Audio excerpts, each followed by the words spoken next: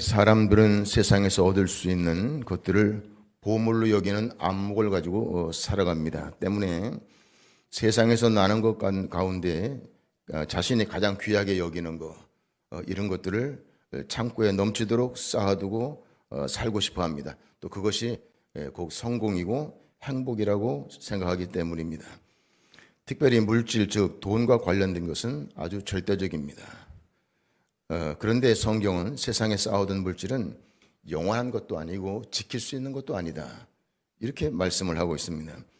좀과 동록에 의해서 잃게 되고요, 도적이 구멍을 뚫고 도적질 해감으로 잃을 수 있다고 말씀했습니다. 당시의 사람들은 과거 우리가 일본 식민지로 살 때처럼 로마 식민지 하에서 살았기 때문에 귀하다 싶은 것은 몽땅 다 착취를 당하고, 인권은 물론이고 명예, 권세 이런 것들은 다 길바닥에 내동댕이 쳐진 그러한 상황 속에서 살아야 되었습니다. 비참하고 고달픈 현실이 그들을 괴롭게 했습니다.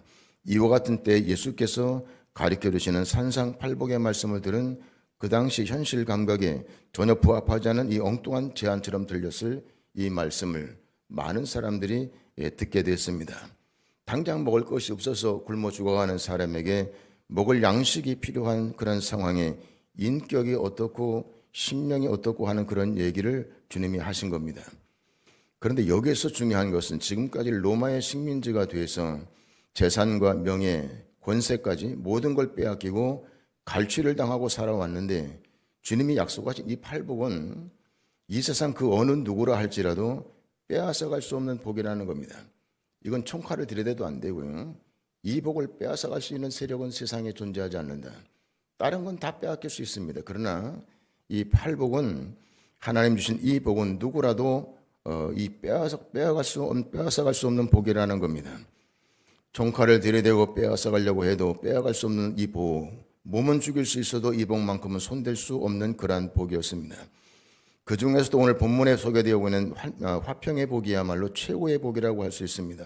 화평은 히브리 말로 샬롬이라고 말하고 헬라어로는 에이레네라고 하는데, 여기에서 화평이란 물리적 전쟁과 같은 분쟁 속에서 평화만을 의미하는 것이 아니라 자기 마음속에 이루어지는 샘솟듯 솟아나는 평화, 이웃들과의 관계 속에서 이루어지는 평화까지 포함된 말이고, 또 더 나아가서는 하나님과의 관계에서 이루어지는 평화를 말하는 겁니다. 지금도 이스라엘 사람들은 이 샬롬이라고 하는 말을 인사말로 사용하는데, 피차 상대방의 평화를 기원하는 이 인사만큼 최고의 복으로 그들이 여기기 때문에 그래서 인사말로 지금도 사용합니다.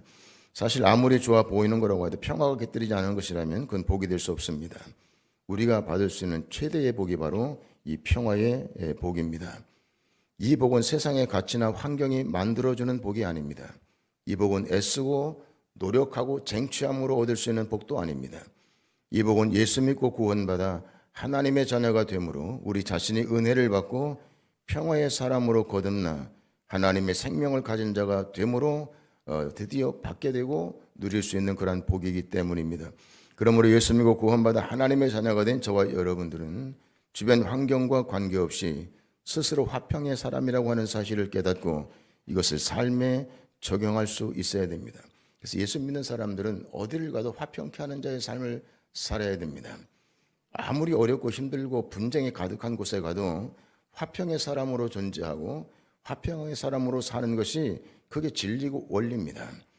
그러므로 예수 믿고 구원받아 하나님의 자녀가 된 저와 여러분은 스스로가 화평한 사람이라고 하는 사실을 깨닫고 이걸 삶에 적용할 수 있어야 됩니다. 산상팔복 가운데 7번째 복인 이 복은 다른 복과 비교해 볼 때 좀 다른 게 있는데, 다른 복들은 다 보상적인 면이 들어 있습니다. 그래서 이렇게 하는 자는 이런 걸 받을 거다, 그런 말씀이 나오는데, 그런데 7번째 이 화평케 하는 자의 복을 받게 되면 보상적인 차원을 넘어서 하나님의 아들이라 일컬음을 받게 된다 하는 말씀을 하고 있습니다. 아들의 위치는 보상받는 위치가 아니라 상속자의 위치가 되는 겁니다. 아버지의 모든 것이 내 것이 되고 내 것이 아버지 것이 되는 겁니다. 하나님의 아들이 되면 아버지 되시는 하나님이 줄 수 있는 모든 복을 받아 누릴 수 있는 권리가 생깁니다. 영원한 생명과 하나님의 나라를 상속받을 수 있는 자격이 생깁니다.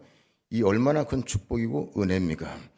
화평케 하는 자가 되는 것과 하나님의 아들이 되는 것은 따로 분리할 수 없는 일치된 일체와 같은 것으로 하나님의 아들이 되었다고 하는 것은 곧 화평의 사람이 되었다고 하는 뜻이고 또 화평케 하는 사람이 되었다고 하는 것은 곧 하나님의 아들이 되었다 하는 뜻이 되는 겁니다. 여러분, 하나님의 자녀는 자연스럽게 화평케 하는 사람이 됩니다.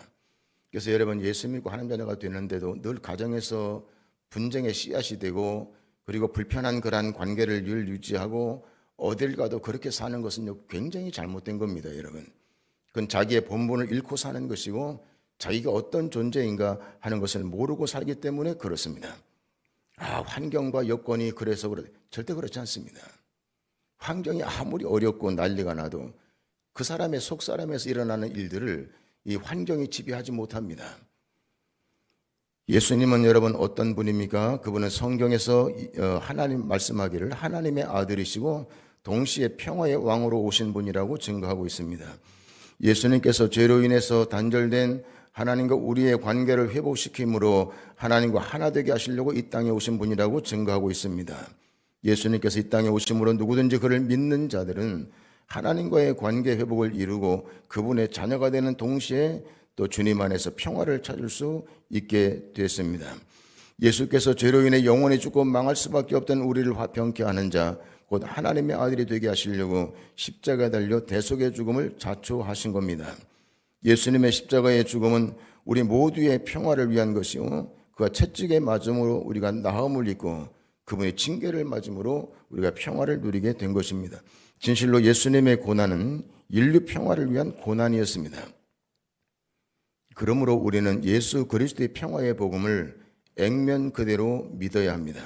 그 죄로 인하여 형성된 원수 관계를 완전히 청산하시고 영원한 평화의 사람이 되게 하신 예수 그리스도를 확실히 믿음으로 화평케 하는 자의 복을 누릴 수 있어야 됩니다. 우리 사랑하는 성도들은 화평케 하는 자의 복을 누리게 되기를 주님의 이름으로 축복합니다. 어떤 그런 사람이 복이 있는 겁니다. 어딜 가도 마찬가지입니다. 그런 한 사람이 얼마나 지금 여러분 세상을 보세요. 난리도 그런 난리가 없지요. 화평케 하는 자의 복을 받은 하나님 백성은 많이 생각하고 깊이 생각해야 됩니다. 화평케 하는 자가 되었다고 하는 것은 평화의 왕이신 예수 그리스도를 영접함으로 하나님의 아들이 되었다고 하는 것을 의미합니다. 이와 같은 사실을 확인하려면 하나님의 뜻에 순종하고 자신의 생각을 그 뜻에 복종시킴으로 확증하고 또 하나님의 아들로서 그 권리를 행사하고 살아야 되는데 아버지의 말씀에 순종하지 않고 대적하는 아들은 평화를 누릴 수도 없고 행사할 수도 없습니다. 아들로서의 자신의 위치, 권리, 책임을 잘 지키고 행사할 수 있어야 됩니다. 로마서 8장 5절로 7절에 보니 이런 말씀이 나옵니다.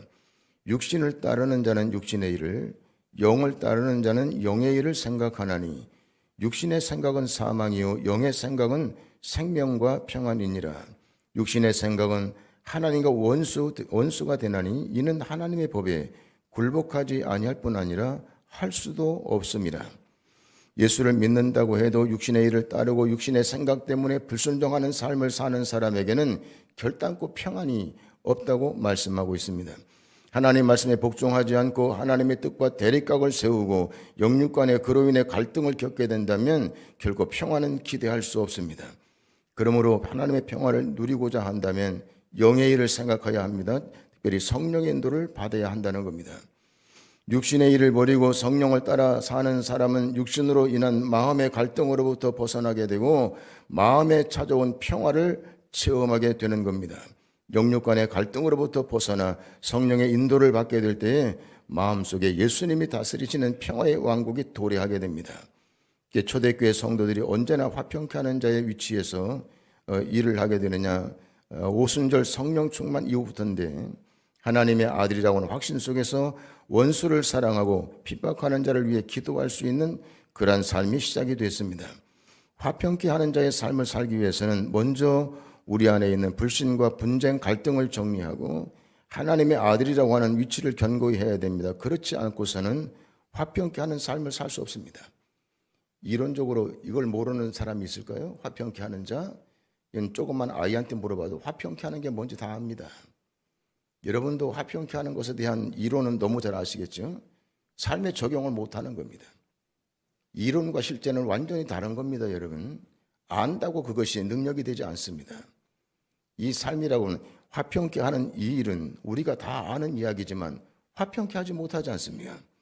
아는데 적용하지 못해서 지식은 있는데 이론은 있는데 실제 내용은 그 삶에서 찾아볼 수가 없는 겁니다. 적용이 되지 않는 겁니다. 왜 그럴까요?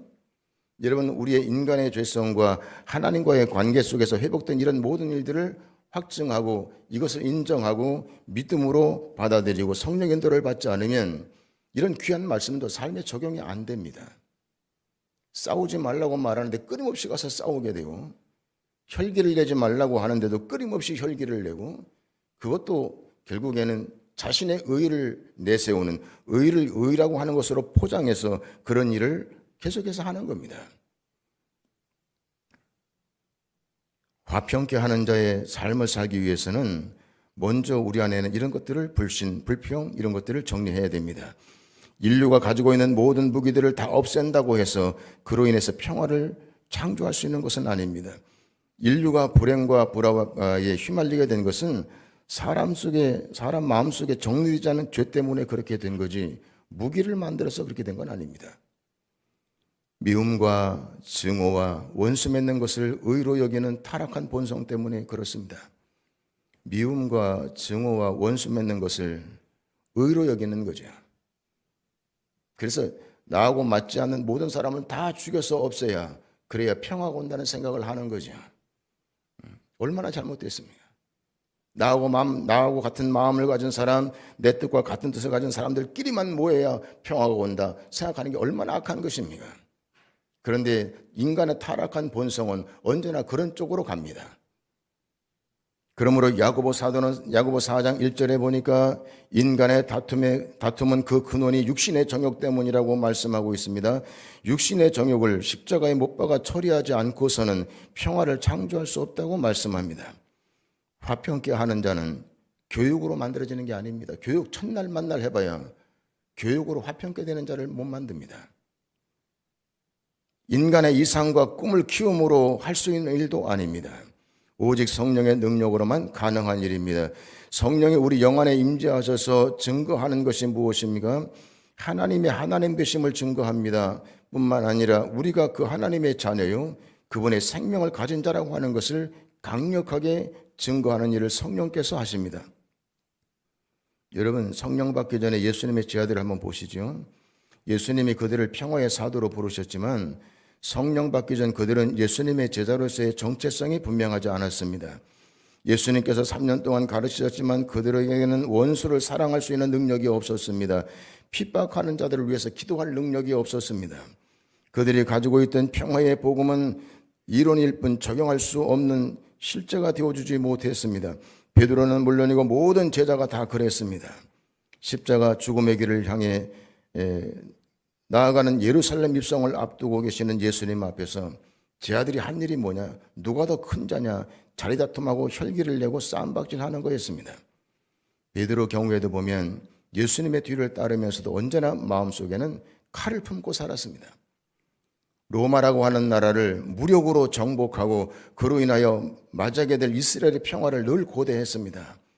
그래서 예수님에게 늘 물었습니다. 예수님, 언제 그런 날이 올까요? 언제 그런 날이 오겠습니까? 이런 질문을 수시로 했습니다. 그러다가 정의라고 하는 이름으로 검과 몽치를 들고 예수님을 체포하러 온 제사장의 종인 말고라고 하는 사람의 귀를 칼로 잘라버리는 폭력을 행사하기도 했습니다. 여러분, 베드로가 예수님을 체포하러 온 사람들 가운데 한 사람의 귀를 칼로 잘라버리는 그런 폭력을 행사했는데 그것은 늘 베드로가 마음 가운데 품고 있었던 겁니다. 우리를 억압하고 우리를 고통스럽게 하는 이런 자들을 모두 죽여 없애야 되는데 하는 생각이 늘 마음속에 있는 거죠.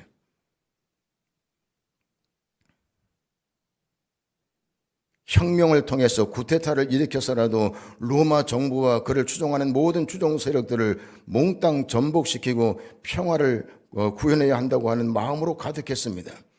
복수심에 불탔고 힘으로 적대적인 사람들을 제압해 버릴 때 평화가 온다고 믿었습니다. 오늘 세상의 모든 사람들은 그렇게 생각합니다. 그래야 평화가 온다.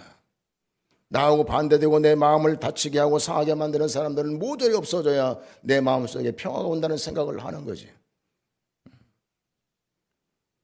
그런데 마가다락방에서 말씀을 붙들고 기도에 전혀 힘쓰다가 성령 충만을 받게 된 예수님의 제자들은 이전 사람들이 아니었습니다.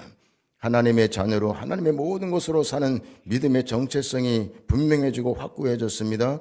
화평케 하는 자의 복이 무엇인지 알게 된 겁니다. 그러다 보니까 누구를 미워할 이유가 없어져 버렸습니다. 싸우고 분쟁할 이유가 사라졌습니다. 모든 갈등이 다 사라졌습니다. 환경이 그들을 그렇게 바꾸는 것이 아니라 성령에 의해 그들 자신이 화평케 하는 자로 바뀌었습니다. 그 이후로 제자들은 가는 곳마다 하는 일마다 평화를 창조하는 평화의 도구로 쓰임을 받게 됩니다.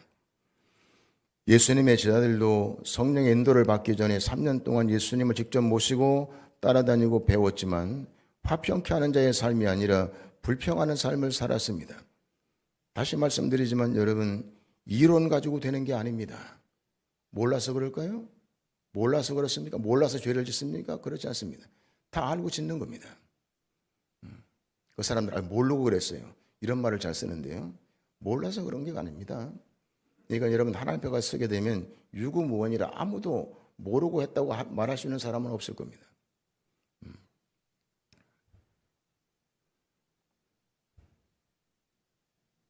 이론 가지고 되는 것이 아니라 아무리 교회에 오래 다니고 직분을 맡아도요, 육신을 따르는 육의 사람은 하나님의 법에 굴복하지도 않을 뿐만 아니라 또 할 수도 없도록 그렇게 되어 있습니다.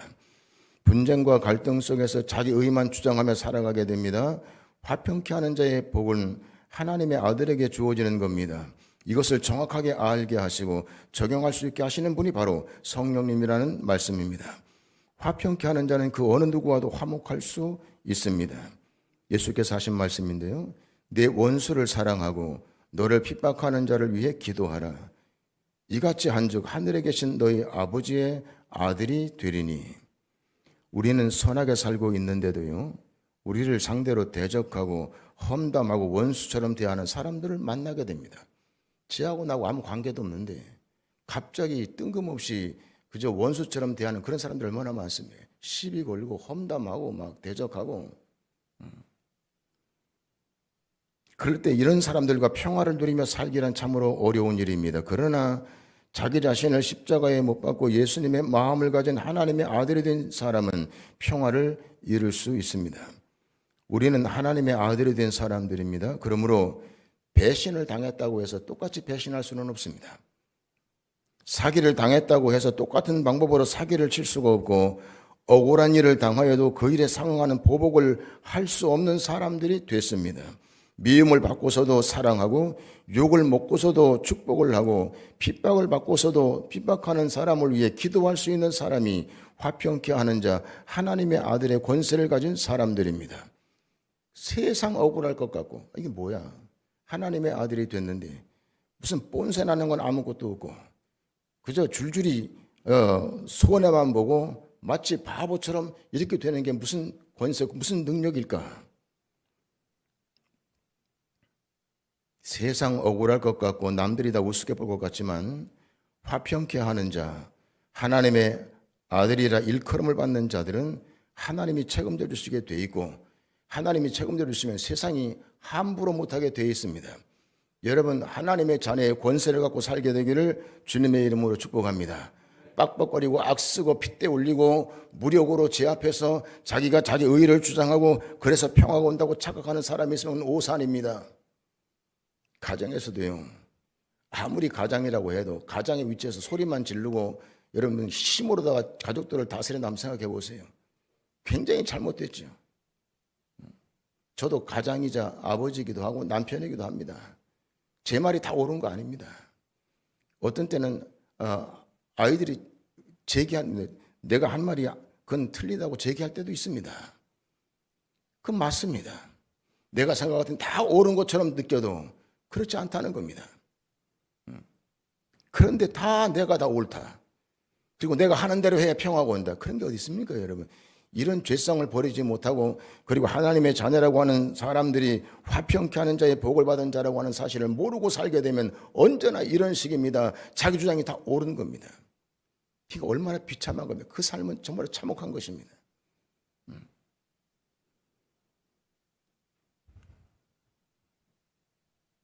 창세기 13장에 보니까 아브라함이 화평케 하는 자로 살기 위해 많은 것을 양보하고 포기하는 모습이 나옵니다. 아브라함과 조카 롯이 재산이 소유가 많아지니까 그 밑에 목자들이 자꾸 다툽니다. 여기가 우리가 먼저 맡은 목초지다. 아니다. 우리가 먼저 맡았다. 그리고 자꾸 싸우는 거예요. 그래서 아브라함이 조카인 롯에게 이렇게 제안을 했습니다. 네가 원하는 땅을 네가 먼저 택하라. 그러면 나머지 땅을 내가 갖고 살겠다. 네가 먼저 택하면 내가 그 반대편을 내가 택할 테니까 먼저 선택하라 하고 제안을 했습니다. 이때 롯은 얼씨구나 하고 눈을 들어 비옥한 요단들을 차지했습니다.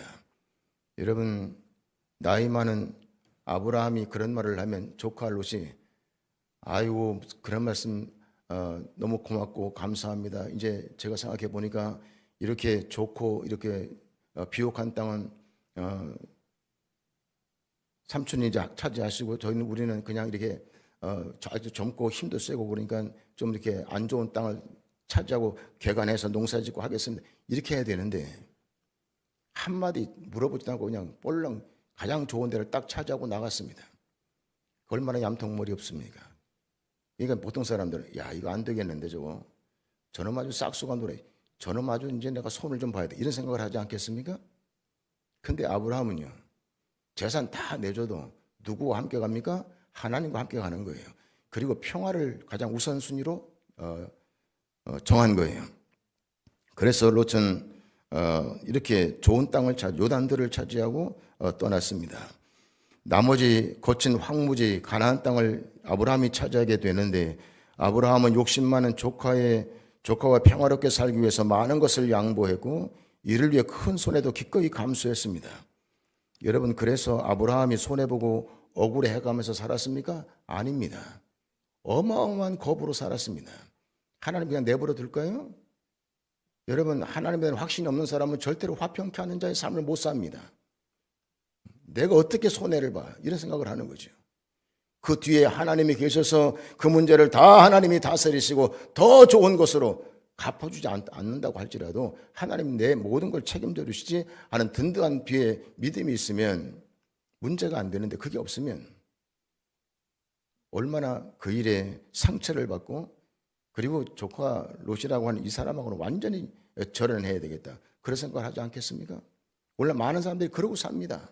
그래서 가족끼리도 싸우고 가족끼리도 법정에 가서 고발 고소를 하고 재판을 하고 이 난리를 치는 겁니다.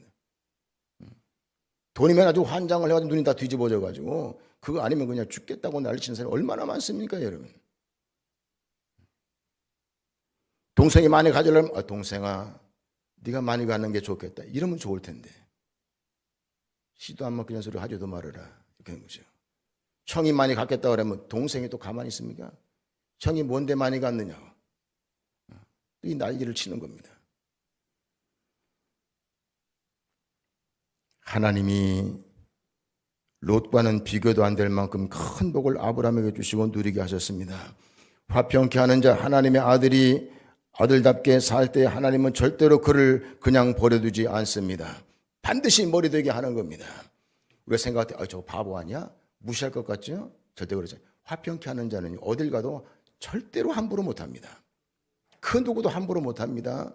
절대로 함부로 말도 함부로 못하지만 행동도 못합니다. 화평케 하는 자 앞에서는요 절대로 그렇게 못합니다. 그런데 그렇게 안 할 때 무시하고 이렇게 사람들이 대적하고 이런 일이 빌비 일어나는 겁니다. 아브라함은 가산이 적어도 여호와를 경외하는 것이 크게 부하고 번뇌하는 것보다 낫다는 것을 알았습니다. 채소를 먹고 살아도 서로 사랑하는 것이 살찐소를 먹으면서 서로 미워하는 것보다도 낫다는 것을 알았습니다. 이웃은 물론이요 형제간에 서로 우애하고 화목하게 살려면 마음을 비워야 합니다. 자기 욕심을 다 채워가면서 화목할 수는 없습니다. 자기 몫에 십자가를 지고 자기 자신의 자아를 내려놓는 결단과 훈련 없이는 그 누구와도 화목을 할 수 없습니다. 어거스틴의 회고록에 보면요 다음과 같은 이야기가 나옵니다. 그 아버지가 성격이 몹시 급하고 과격한 그런 편이었다고 그럽니다. 그런데 그 어머니와 한 번도 다툰 일이 없답니다. 그 아버지 성격을 봐서는 다투고도 남아야 되는데 다툰 적이 없다는 거예요. 그 이유는 그 어머니가 말과 행동으로 다투지 않고 참았기 때문이라고 말하는데, 아버지가 화를 내고 싸움을 걸면 그 아버지의 마음이 안정된 후에 비로소 조용히 그 아버지를 이해를 시킴으로 화목을 이루었다는 겁니다. 절대로 부딪히지 않고, 그리고 지나간 다음에 좀 잠잠하고 완전히 가라앉은 다음에 조용히 이해를 시켰다는 거예요. 어떠한 상황 속에서도 한쪽을 상처내지 않고 화해하는 데 최선을 다함으로 평화를 유지했다는 겁니다. 그리고 그것을 가능케 한 능력은 그 어머니 속에 끊임없이 그 어머니를 가르치고 인도하는 성령의 역사가 있었기 때문이라고 했습니다. 이건 그 회고록에 나오는 겁니다. 우리 성도들은 화평케 하는 자의 삶을 사는 성도가 다 되시기를 주님의 이름으로 축복합니다. 잠언서 17장 1절에 마른 떡 한 조각만 있고도 화목하는 것이 제육이 집에 가득하고도 다투는 것보다 나으니라. 다투시면 안 됩니다. 다투는 여인과 함께 큰 집에서 사는 것보다 움막에 사는 것이 나으니라. 다투시면 안 되죠. 그리스도인들은 자신들의 가정을 평화로운 보금자리로 만들어야 됩니다. 가정의 평화는 교회의 평화와 직결이 되고 인류의 평화의 요람이 되는 것입니다. 불화하는 가정을 만드는 것은 인류 전체의 불행을 조장하는 것과 같은 겁니다. 서로 사랑하고 온유한 마음으로 서로 이해하고 용납할 때 그곳에 평화가 있습니다. 형제들과 가족들, 이웃들과 화목하고 평화로운 사람, 그 사람이 행복한 사람입니다. 낯을 불키고 어딜 가더라도 아이고 꼴보기 싫은 인간이 거기 있으면 나 가기 싫은데 뭐 이러면서,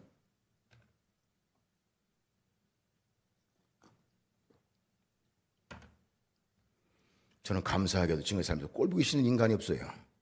지금까지 살면서 내 눈은 뭐 잘못됐나, 눈이. 꼴보기 싫은 인간이 없어요. 그렇다고 항상 만나는 사람마다 다 우호적이냐, 그런 것도 아니에요. 하나님의 은혜죠. 그런데도 가족끼리도 꼴보기 싫은 가족이 있는 거예요. 그래서 가족끼리도 서로 그냥 막 눈을 홀치고 생 날린 거예요. 아이 꼴보기 싫어 죽겠다고 하죠.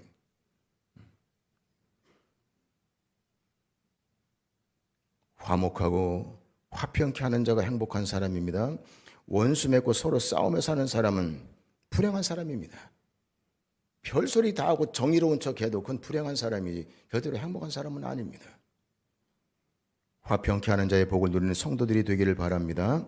먼저 아들 된 자의 삶을 확실히 누리고 사는 성도들이 다 되셔서 화평케 하는 자, 여러분 어딜 가든지 화평케 하는 자가 되어서 하나님의 나라가 임하는 것을 보여주고 하나님의 자녀인 것을 증거하는 성도가 다 되기를 주님의 이름으로 축복합니다.